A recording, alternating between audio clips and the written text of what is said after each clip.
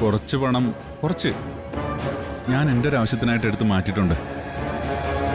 അല്ല, പക്ഷെ അത് തിരിച്ചറിയാത്ത വിധം കണക്കെഴുതി കയറ്റിയിട്ടുണ്ടല്ലോ. എടാ, കക്കാൻ പഠിച്ചാലേ നിക്കാനും പഠിക്കണം. നീ പണം എടുത്തതോ എടുത്തു, അത് ഇതിന്ന് അടിച്ചു മാറ്റി എന്നറിയാത്ത വിധം കണക്കെഴുതി വെക്കണ്ടേ?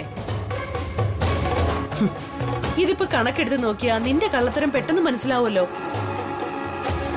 ഏതായാലും വിശാൽ ഇത് കാണാത്തത് ഭാഗ്യം. എന്നാ പിന്നെ ചേച്ചി, ഞാനത് ഒന്നുകൂടെ തിരുത്താം.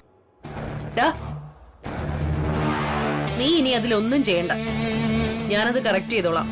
ശരി ചേച്ചി, വളരെ ഉപകാരം. എടാ പിന്നെ ഇതെന്നും വെച്ച് നടത്തരുത്. പല നാൾ കള്ളൻ ഒരു നാൾ പിടിയിലാവും. ഇപ്പൊ നമ്മുടെ കള്ളത്തരം പിടിക്കപ്പെട്ട എല്ലാ പദ്ധതികളും പൊളിയും. എടാ, നമ്മള് ജയിലിനകത്തും ആവും. അതുകൊണ്ട് നീ എല്ലാ കാര്യങ്ങളും സൂക്ഷിച്ചും കണ്ടും വേണം ചെയ്യാൻ. ദേ, പറഞ്ഞത് മറക്കരുത്. ശരി ചേച്ചി. ചേച്ചി, എനിക്ക് ചേച്ചിയോട് വേറൊരു കാര്യം പറയാനുണ്ടായിരുന്നു. എന്ത് കാര്യം? നമ്മുടെ പല്ലവിയില്ലേ, അവള് വിപിനെ വിഷം കൊടുത്ത് കൊല്ലാൻ നോക്കി. അയ്യോ പ്രതാപ, നീ എന്തൊക്കെയായി പറയുന്നേ? അയ്യോ, എന്റെ മോൻ വിപിൻ. ചേച്ചി ചേച്ചി ഇങ്ങനെ കരയും ബഹളം വയ്ക്കൊന്നും വേണ്ട. എടാ, അവൾ എന്റെ മോനെ കൊല്ലാൻ നോക്കിയെന്ന് പറയുമ്പോ ഞാൻ പിന്നെ എന്താ ചെയ്യണ്ടേ? അതിന് വിപിനൊന്നും പറ്റിയില്ലല്ലോ. പ്രതാപ, നീ എന്തൊക്കെയായി പറയുന്നേ? എനിക്കൊന്നും മനസ്സിലാവുന്നില്ല. എന്താന്ന് വെച്ചാ ഒന്ന് വ്യക്തമായിട്ട് പറയൂ. പറയാം.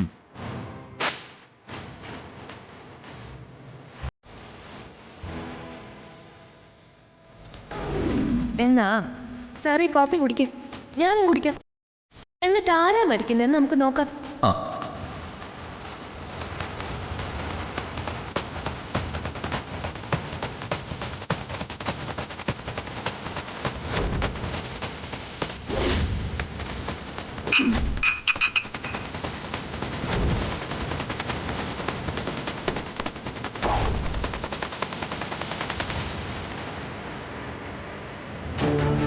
പല്ലവി, പല്ലവി, പല്ലവി, പല്ലവി, പല്ലവി, പല്ലവി.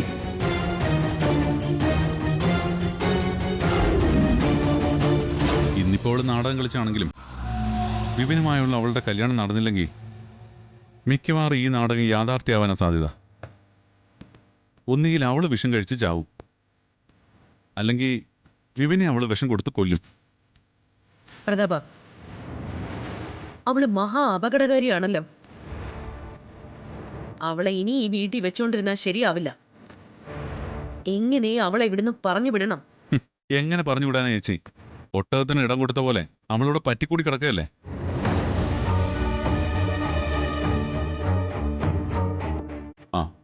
ചേച്ചി ദേ വരുന്നു.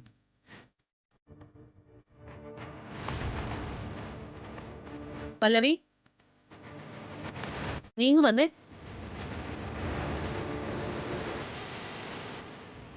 എന്താ അമ്മേ?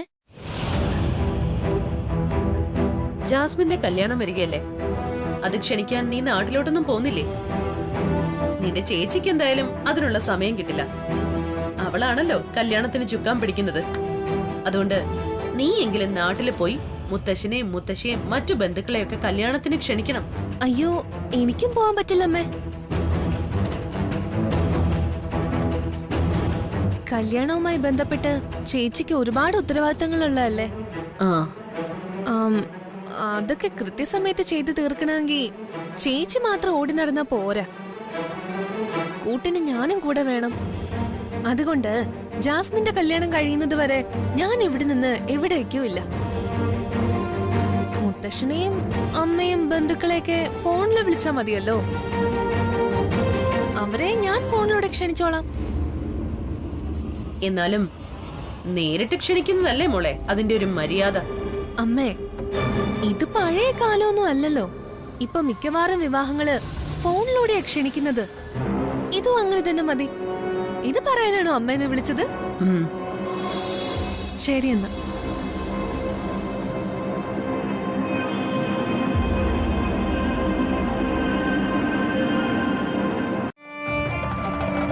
ചേച്ചി ചേച്ചി ഇതാലോചിച്ച് ടെൻഷനാവണ്ട. ഇത് വേണ്ട രീതി ഞാൻ കൈകാര്യം ചെയ്തോളാം.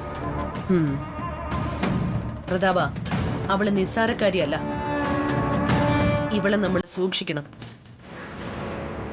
ഇല്ലെങ്കിൽ ഇവളെ ഏത് വിധേനയും ബിബിനെ ഇവളുടെ വലയിലാക്കും.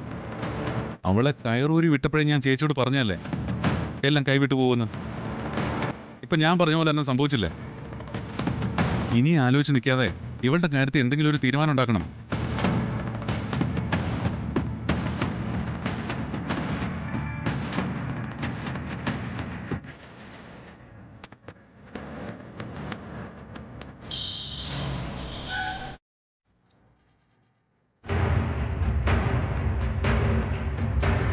ഇതാണ് ക്ഷണക്കത്തിന്റെ സാമ്പിൾ. ഇഷ്ടപ്പെട്ടോ നോക്കണം.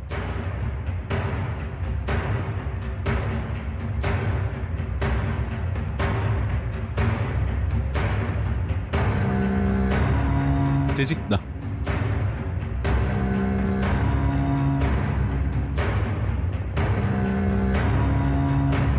ജാസ്മിന്റെ കല്യാണവുമായിട്ട് ബന്ധപ്പെട്ട് എന്ത് കാര്യത്തിനും അവസാന വാക്ക് ഇവിടുത്തെ പാർവതിയുടേതാ.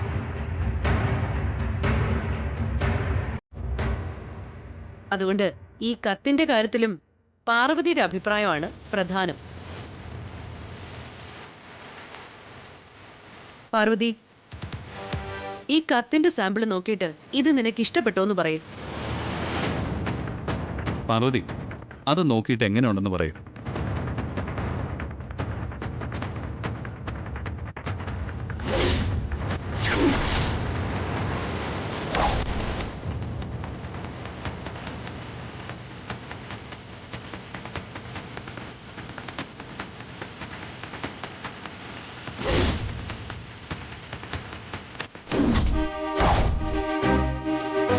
പാർവതി, എന്താ ഇത്? നീ കത്തെടുത്ത് കളഞ്ഞോ? അയ്യോ ഇല്ല, അതെന്റെ കയ്യിൽ നിന്ന് വഴുതി പോയതാ.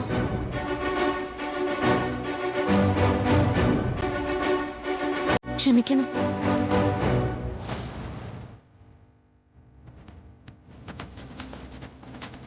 അത് സാരമില്ല. നിനക്ക് കല്യാണക്കുറി ഇഷ്ടമായോ? കൊള്ളാം.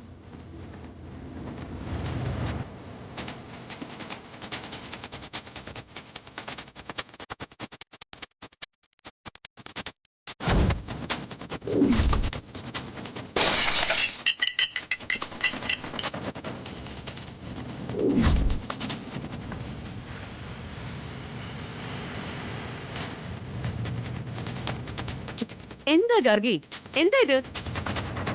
ഞാനൊന്നും ചെയ്തില്ല. സോറി, എന്റെ കയ്യിൽ നിന്നാ ചായ വീണത്.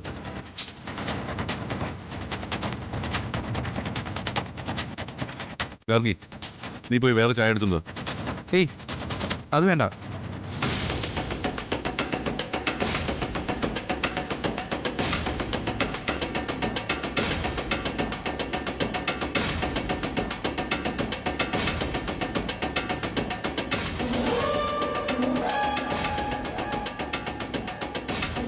ഇതെന്താ ഇയാളെ ഇങ്ങനെ നോക്കുന്നേ?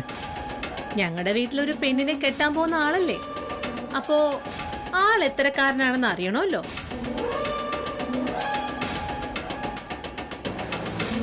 അതോടെ അറിയാൻ വേണ്ടിട്ടാ ഞാനിങ്ങനെ നോക്കിയേ. ഗാർഗി, നീ എന്ത് മര്യാദകേടായി കാണിക്കുന്നത്? നിന്നോട് ആരാ പറഞ്ഞത് ഈ പയ്യനെ ഇങ്ങനെ പരീക്ഷിക്കാൻ? ഈ പയ്യൻ എത്രക്കാരനാണെന്ന് അറിയാൻ നിന്നെ ആരെങ്കിലും ചുമതലപ്പെടുത്തിയിട്ടുണ്ടോ? അത് ഈ പയ്യനെ പരീക്ഷിക്കാൻ ഗാർഗിയോട് പറഞ്ഞത് ഞാനാ.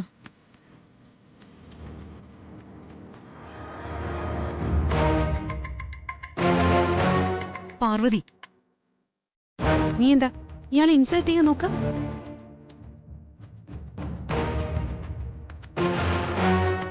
ഇതെന്നെ വിവാഹം കഴിക്കാൻ പോകുന്ന ആളാ. ആ ഓർമ്മ നിനക്ക് വേണം പറഞ്ഞേക്കാം. വെറുതെ ഇങ്ങനെ അപമാനിക്കാൻ ശ്രമിക്കരുത്. പാർവതി വിവാഹം ഉറപ്പിച്ച ശേഷമാണോ നീ ഇവനെ പരീക്ഷിക്കാൻ നിൽക്കുന്നത്? നിങ്ങൾ എല്ലാവരും ഒന്ന് നിർത്ത്. നിങ്ങൾ വെറുതെ പാർവതിയെ കുറ്റപ്പെടുത്തണ്ട. ജാസ്മിനെ വിവാഹം കഴിക്കുന്ന ചെറുക്കൻ ആള് പെർഫെക്റ്റ് ആയിരിക്കണമെന്ന് കരുതിയ പാർവതി ഗാർഗിയെ കൊണ്ട് ഇങ്ങനെ ചെയ്യിപ്പിച്ചത്. അത് ജാസ്മിൻ്റെ ഒരു മൂത്ത ചേച്ചിയുടെ സ്ഥാനത്ത് നിന്ന് പാർവതി ചെയ്യുന്നൊരു ഉത്തരവാദിത്വം. അതിന് ഇവളെ കുറ്റപ്പെടുത്തുന്നത് ശരിയാണോ? പാർവതി, നീ ചെയ്തത് ശരിയാ.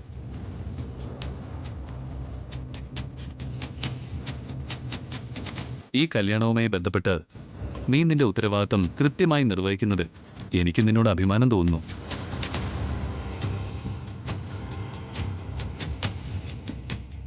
സോറി, നിങ്ങൾക്ക് എന്തെങ്കിലും ഇൻസൾട്ട് ഫീൽ ചെയ്തിട്ടുണ്ടെങ്കിൽ ക്ഷമിക്കണം.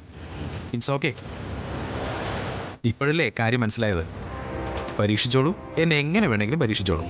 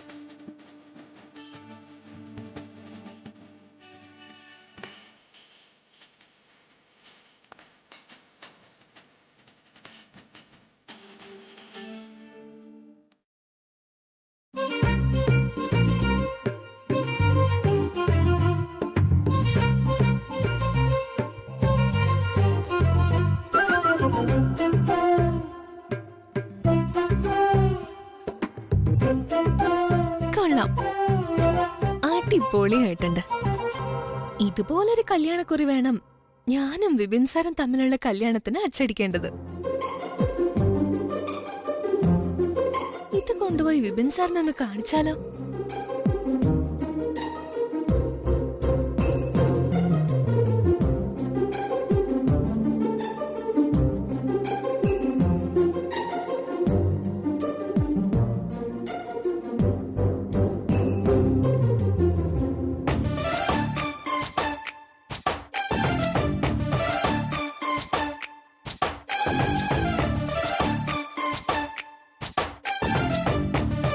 ഓക്കെ.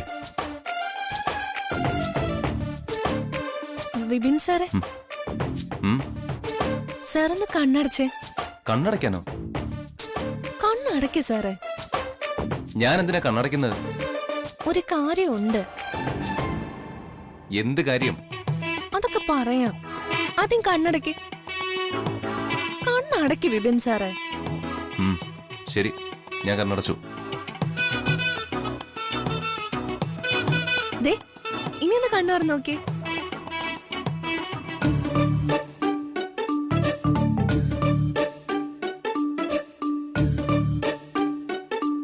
എന്താ ഇത്?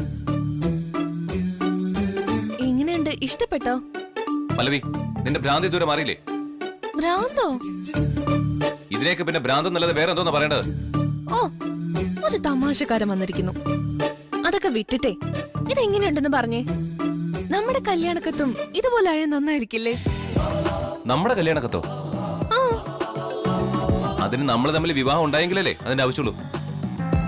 നമ്മൾ തമ്മിലുള്ള വിവാഹം നടക്കില്ലെന്ന് ആരാ പറഞ്ഞേ? ആരാ പറയേണ്ടത്? എന്റെ വിവാഹം ആരുടെ കൂടെ വേണോ നിശ്ചയിക്കേണ്ടതേ ഞാനല്ലേ? സാറിന്റെ ഞാനുമായിട്ടാണെന്ന് സാറ് നിശ്ചയിച്ചു കഴിഞ്ഞില്ലേ എന്ന് ഞാൻ പല്ലവിയോട് പറഞ്ഞോ? പറഞ്ഞോന്ന്? ഇല്ലല്ലോ. സാറത് വായ തുറന്ന് പറഞ്ഞില്ലെങ്കിലും സാറിന്റെ നോട്ടത്തിൽ നിന്നും ഭാവത്തിൽ നിന്നും എനിക്കത് മനസ്സിലാക്കാവുന്നതേ ഉള്ളൂ. ഇനിയെങ്കിലും മടിക്കാതെ പറയൂ സാറേ, എന്നെ വിവാഹം കഴിക്കാൻ ഇഷ്ടമാണ്. പല്ലവി, നീ മനസ്സിൽ തെറ്റായ ധാരണ വെച്ചാ എന്നോട് പെരുമാറുന്നത്. എനിക്ക് നിന്നോട് നീ കരുതുന്ന പോലൊരു ഇഷ്ടമില്ല. നിന്നെ വിവാഹം കഴിക്കാൻ താല്പര്യവുമില്ല. കൊച്ചു കള്ളൻ, ഇപ്പോഴും ജാട വിടാൻ തയ്യാറല്ല. ജാടയൊന്നും അല്ല, ഞാൻ പറഞ്ഞത് സത്യമാ. പിന്നെ പല്ലവി, നീ വെറുതെ മനോരാജ്യം കാണണ്ട. നമ്മൾ തമ്മിലുള്ള വിവാഹം ഒരിക്കലും നടക്കാൻ പോകുന്നില്ല. സ്വപ്നത്തിൽ പോലും അത് സാധിക്കില്ല. വിപിൻ സാറേ, സാർ എന്നെ വിവാഹം കഴിക്കുമെന്ന് ഞാൻ സ്വപ്നം കണ്ടിട്ടുണ്ടെങ്കിൽ അത് നടക്കും സാറേ. പല്ലവി, നിന്നോട് ഞാൻ പറഞ്ഞിട്ടുള്ളതല്ലേ വിപിനെ ശല്യം ചെയ്യാൻ നിൽക്കരുതെന്ന്. നീ എന്തിനാ നിന്നെ വിവാഹം കഴിക്കണമെന്ന് പറഞ്ഞ് വിപിന്റെ പിന്നാലെ ഇങ്ങനെ ചുറ്റുന്നേ? വിപിൻ നിന്നെ വിവാഹം കഴിച്ചേ മതിയാവൂന്ന് വാശി പിടിക്കാൻ മാത്രം വിപിനും നീയും തമ്മിൽ എന്താ ബന്ധം? എന്ത് അവകാശത്തിന്റെ പേരിലാ വിപിൻ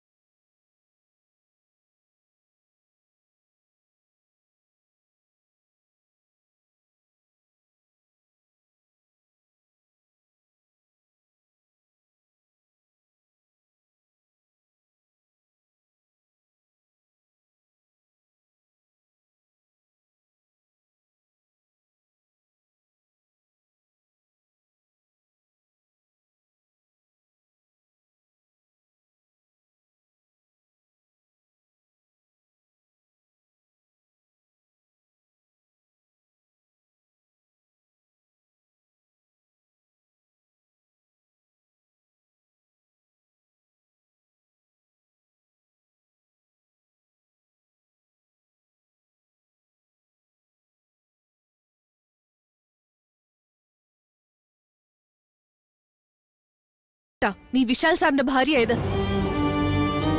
നിനക്ക് എന്ത് അവകാശമുണ്ടോ, എന്ത് യോഗ്യതയുണ്ടോ അത് തന്നെ എനിക്കുമുണ്ട്. അതുകൊണ്ട് അതിന്റെ പേരില് നീ എന്നെ ചോദ്യം ചെയ്യണ്ട.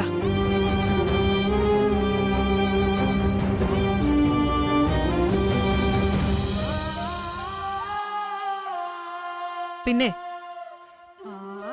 ഒരു കാര്യം കൂടെ ഞാൻ പറയാം. ഞാനും വിപിൻ സാറും തമ്മിലുള്ള വിവാഹം നടന്നിരിക്കും. ജാസ്മിന്റെ വിവാഹത്തിന് മുൻപ് തന്നെ ഞാനും വിപിൻ സാറും വിവാഹിതരാകും.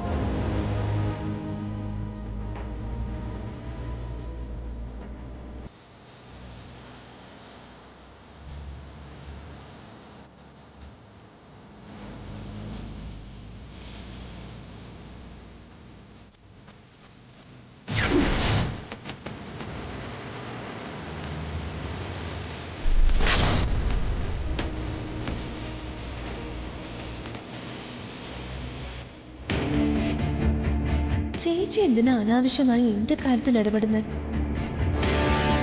ഞാൻ ആരെ വിവാഹം കഴിക്കണമെന്നുള്ളത് എന്റെ താല്പര്യമല്ലേ? അല്ല, ചേച്ചിക്ക് മാത്രം കോടീശ്വരി ആയാൽ മതിയോ? എനിക്കും കോടീശ്വരി ആവണ്ടേ?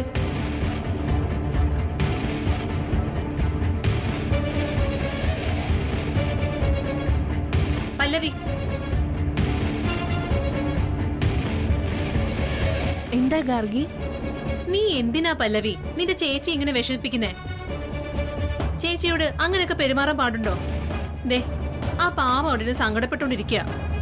പിന്നെ ഒരു പാവം. കാര്യം അവളെന്റെ ചേച്ചിയൊക്കെ ആണെങ്കിലും അവളുടെ മനസ്സ് നിറയെ വിഷം. പല്ലവി, നിന്റെ സംസാരം അതിലടക്കുന്നേ. പാർവതിയുടെ ഉള്ളിലെ വിഷാന്ന് പറയാൻ നിനക്ക് എങ്ങനെ തോന്നുന്നു പല്ലവി? അവളെപ്പോലെ ശുദ്ധ ഹൃദയമുള്ള ഒരു പെണ്ണിനെ നീ വേറെ കണ്ടിട്ടുണ്ടോ? ഞാൻ എന്തായാലും എന്റെ അനുഭവത്തിൽ കണ്ടിട്ടില്ല. ഇത്രയും സാധുവും നന്മയുള്ളവളുമായ ഒരു പാർവതിയാ നീ യാതൊരു കാരണവും ഇല്ലാതെ കുറ്റപ്പെടുത്തുന്നേ. നിങ്ങൾക്കൊക്കെ അവള് സാധുവും നിഷ്കളങ്കയൊക്കെ ആയിരിക്കും. പക്ഷേ എനിക്ക് അവള് ശത്രുവാ, ശത്രു. പല്ലവി, അവളുടെ ഉള്ളില് ഗാർഗി പറയുന്നത് പോലെ നന്മയുണ്ടെങ്കിൽ അവൾ എന്താ ചെയ്യേണ്ടത്? ഞാനും വിപിൻ സാറും തമ്മിലുള്ള വിവാഹത്തിന് വേണ്ടി എനിക്കൊപ്പം നിൽക്കുകയല്ലേ വേണ്ടത്? അത് മുന്നിൽ നിന്ന് നടത്തി തരുകയല്ലേ വേണ്ടത്? പകരം അതിന് തടസ്സം ഉണ്ടാക്കാനാണോ ശ്രമിക്കേണ്ടത്? പല്ലവി, പാർവതി എന്തുകൊണ്ടാ നിന്റെ ആഗ്രഹത്തിന് തടസ്സം പറഞ്ഞത്? അത് നീ ശ്രദ്ധിച്ചായിരുന്നോ? നീ വിപിനെ വിവാഹം കഴിച്ചേ അടങ്ങുമെന്ന് പറഞ്ഞ് വാശി പിടിക്കുന്നു. പക്ഷേ വിപിന് നിന്നെ വിവാഹം കഴിക്കാൻ താല്പര്യമുണ്ടോ? ഇല്ല. നീയുമായുള്ള വിവാഹത്തിന് ഇഷ്ടമല്ലാത്ത വിപിനെ നീ വിവാഹത്തിന് നിർബന്ധിക്കുന്നത് ശരിയാണോ? അതുകൊണ്ടല്ലേ പാർവതി നിന്നെ ചോദ്യം ചെയ്തേ? അതിലെന്താ പല്ലവി തെറ്റ്? അതെ, പാർവതിയുടെ പക്ഷം പിടിച്ച് എന്നോട് വാദിക്കാനാണ് ഗാർഗി വന്നിരിക്കുന്നെങ്കിൽ എനിക്കത് കേൾക്കണ്ട. വിപിൻ സാറിനെ വിവാഹം കഴിക്കുമെന്നത് എന്റെ ശപഥമാണ്. ആ വിവാഹം നടന്നിരിക്കും. ആ വിവാഹത്തിന് വിപിൻ കൂടെ സമ്മതിക്കണ്ടേ? വിപിൻ അതിന് തയ്യാറായില്ലെങ്കിൽ നീ എങ്ങനെ അത് നടത്തും? ഞാൻ പറഞ്ഞല്ലോ, ഇതെന്റെ ശപഥമാണ്. ചേച്ചി എന്നെ പിന്തിരിപ്പിക്കാൻ ശ്രമിച്ചതോടുകൂടി ഈ വിവാഹം നടത്തിയെടുക്കാനുള്ള എന്റെ വാശിയും കൂടി. ഇനി എന്തൊക്കെ തന്നെ സംഭവിച്ചാലും വിപിൻ സാറും ഞാനും തമ്മിലുള്ള വിവാഹം ഞാൻ നടത്തിയിരിക്കും. അത്രയ്ക്ക് വാശിയാണോ നിനക്ക്? അതെ, എന്റെ ജീവിതത്തിലെ ഏറ്റവും വലിയ വാശിയായത്. എന്നാ അതൊന്ന് കാണണമല്ലോ. കാണണം. നിങ്ങൾ എല്ലാവരെയും സാക്ഷിയാക്കി തന്നെയായിരിക്കും വിപിൻ സാർ എന്റെ കഴുത്തിൽ താലി ചാർത്തുന്നത്. ആ മുഹൂർത്തത്തിന് വേണ്ടി നിങ്ങൾ എല്ലാവരും കാത്തിരുന്നു.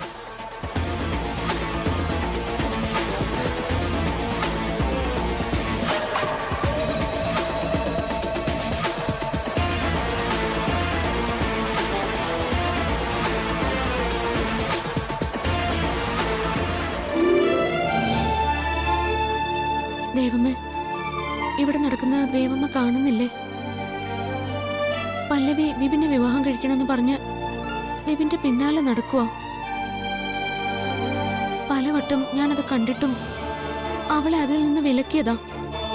പക്ഷെ എന്റെ വാക്കുകൾ അവൾ ചെവിക്കൊള്ളുന്നില്ല. ഞാൻ ശാസിച്ചിട്ടും അവൾ പിന്മാറുന്നുമില്ല. അവളെ എങ്ങനെയെങ്കിലും ഇതിൽ നിന്ന് പിന്തിരിപ്പിക്കണം. മോളെ, അമ്മേ, നീ പറയുന്നതൊക്കെ ഞാൻ കേട്ടു മോളെ.